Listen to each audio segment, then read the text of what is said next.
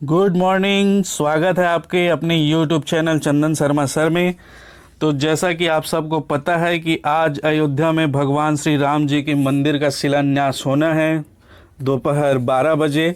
ठीक है, तो आप सभी देशवासियों को इसके लिए बहुत बहुत बधाई। ये जो टकराव का सिलसिला चला आ रहा था तो ये आज ख़त्म होगा और आज उसका शिलान्यास किया जाएगा। ठीक है, तो विद्यार्थियों, ये जो अयोध्या में जो राम मंदिर बन रहा है उसके पीछे बहुत सारी कहानी है और बहुत सारे फैक्ट ऐसे हैं जो आपको आपके आने वाले एग्ज़ाम के लिए जानना अत्यंत आवश्यक है। वो पूछे जाने की लगभग 100% संभावना है कि इनमें से एक क्वेश्चन ज़रूर बनेगा। ठीक है, कोई भी कंपटीशन एग्ज़ाम हो, सेंट्रल लेवल का, स्टेट लेवल का, सभी में इससे एक क्वेश्चन ज़रूर बनेगा।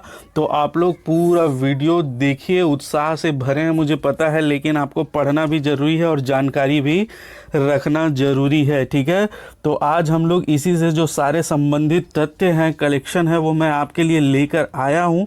और पूरा वीडियो देखिए और हो सके तो इसका नोट्स भी आप बना लीजिए। ठीक है, तो अगर आप इस चैनल में नए हैं तो प्लीज़ चैनल को सब्सक्राइब ज़रूर कर लें, क्योंकि ऐसे ही इम्पॉर्टेंट वीडियो जो है मैं स्टेट लेवल या सेंट्रल लेवल एग्ज़ाम के लिए लेकर आते रहता हूं। और बेल आइकॉन को ज़रूर प्रेस कर लें ताकि वीडियो का नोटिफिकेशन डायरेक्ट आपके मोबाइल पर मिल सके।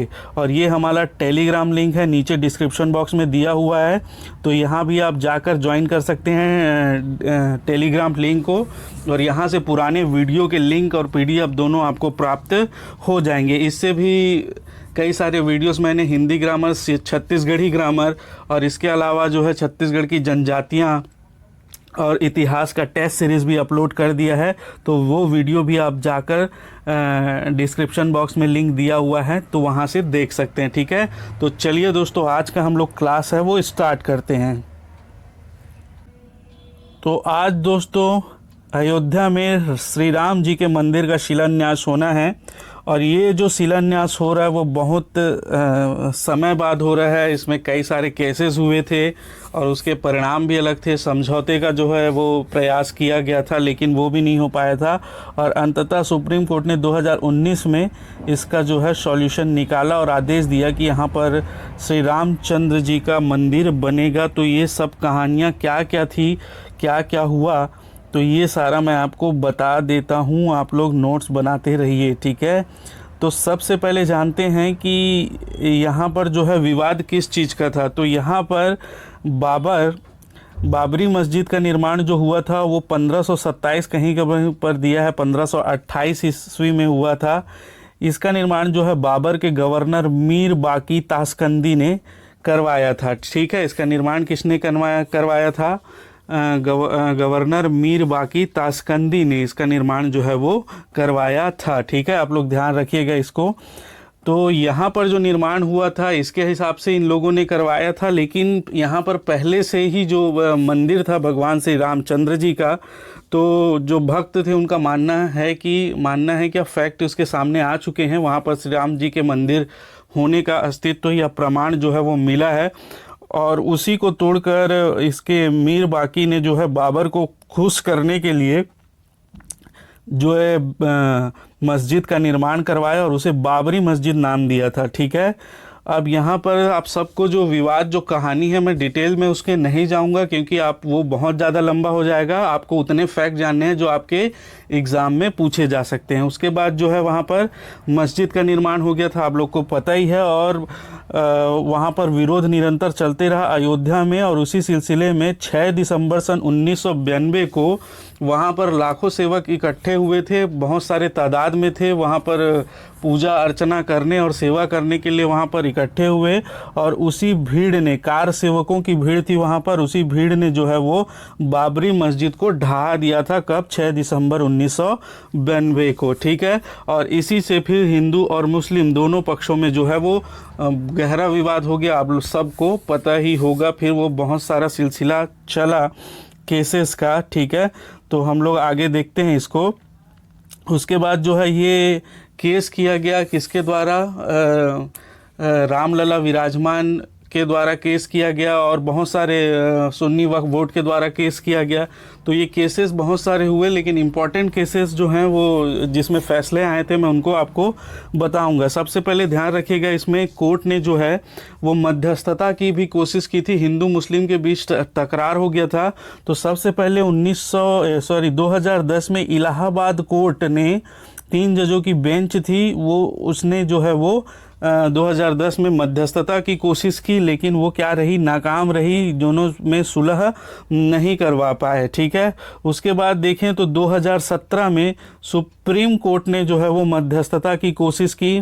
2017 में जस्टिस थे उस समय, न्यायाधीश थे JS खेहर, लेकिन वो भी क्या हुए, नाकाम रहे, ठीक है, ध्यान में रखिएगा। सुप्रीम कोर्ट ने 2 बार कोशिश की। उसके बाद प्रधानमंत्री में 3 प्रधानमंत्रियों ने इसकी कोशिश की थी। 1990 में चंद्रशेखर जी ने, 1992 में जो है वो जब बाबरी मस्जिद ढहा था उसी समय विवाद को संभालने की कोशिश की, समझाने की कोशिश की दोनों पक्षों को PV नरसिंह राव ने और श्री अटल बिहारी वाजपेयी जी ने 2003 में, ठीक है। लेकिन ये भी जो है वो नाकाम रही, इनकी कोशिशें भी पूरी नहीं हो पाई, ठीक है। इसके बाद देखेंगे हम लोग 30 सितंबर 2010 को इलाहाबाद हाई कोर्ट के लखनऊ बेंच ने फिर इस केस पर एक फैसला सुनाया, ठीक। इस फैसले के तहत 3 लोगों ने इस पर केस किया था। एक रामलला विराजमान, वहाँ का जो संगठन था, संस्था थी, और एक सुन्नी वक्फ बोर्ड और निर्मोही अखाड़ा, इन तीनों को ने जो है वो केस किया था, अपने अपने हक उसमें मतलब मांगे थे। तो इलाहाबाद हाई कोर्ट की लखनऊ बेंच ने जो है इस पर फैसला सुनाया और 1/3 मतलब जो विवादित ज़मीन था वहाँ पर उसका 1/3 हिस्सा किसको जाएगा, रामलला विराजमान जो संगठन थी उसको, दूसरा जाएगा सुन्नी वक्फ बोर्ड और तीसरा जाएगा निर्मोही अखाड़ा, ठीक है। इन तीनों को जो है बराबर बराबर हिस्से में वहाँ की जो विवादित ज़मीन है उसको बांट दिया गया था, ठीक। और इस बेंच में जो सदस्य थे, ये सदस्यों के नाम भी कई बार पूछे गए हैं, तो आप लोग ध्यान में रखिएगा। पहले थे न्यायाधीश DV शर्मा, दूसरे थे न्यायाधीश SU खान और तीसरे थे न्यायाधीश सुधीर अग्रवाल। इन तीनों जजों की बेंच ने जो है इलाहाबाद के हाई कोर्ट के लखनऊ बेंच में जो है वो फैसला सुनाया था, ठीक।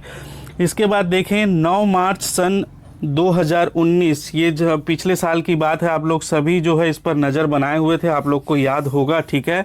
सुप्रीम कोर्ट ने अयोध्या विवाद मामले में सहमति से समाधान का आदेश दिया था, ठीक है। सुप्रीम कोर्ट ने आदेश दिया था कि आप लोग जो है इसमें सहमति से जो है वो उसका समाधान करिए, सभी लोग मिलकर बैठिए और इसका हल निकालिए, क्या किया जाना है, ठीक। इसका आदेश दिया था सुप्रीम कोर्ट ने, और ये आदेश देने वाले जज थे, संवैधानिक पीठ जो थी वो कौन कौन सी थी, इसका क्वेश्चन पूछा गया दोस्तों। अब जो है मोस्ट इम्पॉर्टेंट है, ये चीज़ें याद रखिएगा आप लोग।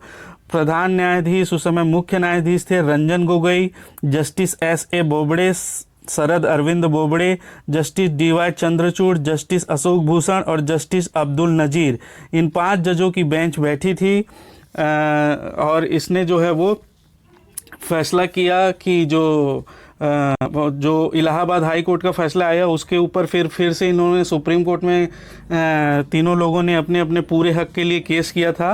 तो उसमें फिर जो है सुप्रीम कोर्ट ने कहा कि आप लोग, ये जजों की बेंच थी, उन्होंने कहा कि आप लोग सहमति से जो है इसका समाधान निकालिए, हल निकालिए, ठीक है। तो ये जजों की बेंच थी और उस पर जो है फिर एक पैनल गठित किया गया। सुप्रीम कोर्ट के आदेश से जो है एक मध्यस्थता पैनल गठित की गई जिसमें 3 लोग सदस्य थे। ये क्वेश्चन भी पूछा गया है पिछले साल, ठीक है। 3 लोग सदस्य थे, तो पिछले साल ये क्वेश्चन पूछा गया था कि इनमें से कौन सा व्यक्ति है जो सदस्य था, उसका नाम दे दिया गया था और पूछा गया था, ठीक है। तो आप लोग ध्यान में रखिएगा। तो पहले सदस्य थे, मैं बताते जा रहा हूँ, आप लोग ध्यान से नोट करते जाइए। पहले सदस्य थे FM कलीफुल्ला, ठीक। ये सेवानिवृत्त सुप्रीम कोर्ट जज थे, ये तमिलनाडु से थे, सुप्रीम कोर्ट के सेवानिवृत्त जज थे। इनको जो है मध्यस्थता पैनल में के लिए चुना गया था और ये मद्रास हाई कोर्ट में भी जज रह चुके थे एवं जम्मू और कश्मीर हाई कोर्ट के चीफ जस्टिस रह चुके थे 2012 में। इसके बाद 2012 में ही इन्हें सुप्रीम कोर्ट जज के रूप में नियुक्ति भी मिली थी, 2012 में ही। FM कलीफुल्ला पहले सदस्य थे मध्यस्थता पैनल के।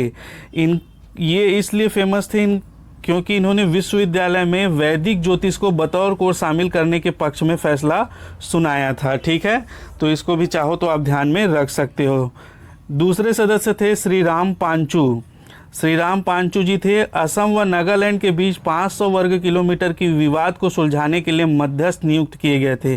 तो इनको जो असम और नागालैंड के बीच 500 वर्ग किलोमीटर का जो विवाद चल रहा था, उस विवाद के निपटारे के लिए इनको जो है वो सदस्य नियुक्त किया गया था, मध्यस्थ नियुक्त किया गया था। ठीक है, तो इन्हें इस मामले में भी जो अयोध्या राम मंदिर विवाद मामला था, बाबरी मस्जिद विध्वंस मामला था, उसमें जो है सुलह के लिए इनको दूसरा सदस्य के रूप में नियुक्त किया गया था। और तीसरे सदस्य थे, आप लोग अच्छे से जानते होंगे, श्री श्री रविशंकर जी महाराज। ये आर्ट ऑफ लिविंग के संस्थापक है।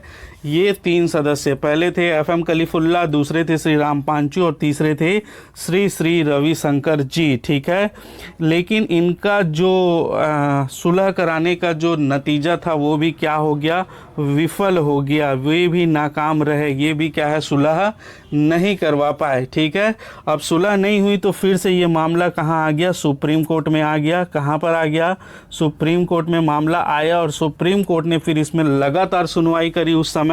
और 9 नवंबर 2019 का वो ऐतिहासिक दिन है, ये डेट्स आप याद रखिएगा, जब सुप्रीम कोर्ट ने जो है 5 जजों की बेंच गठित की गई थी इस केस की सुनवाई के लिए। और उसी जो हम लोग ने आगे पहले देखा है, और उसी ने फिर इस पर अहम फैसला सुनाया।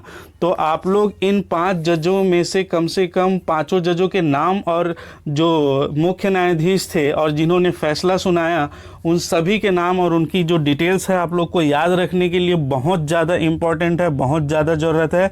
मैं एक एक के बारे में डिटेल बता रहा हूँ, आप लोग मेरे साथ बने रहिए। ठीक है, तो पहले जो जज थे वो थे उस तत्कालीन मुख्य न्यायाधीश थे।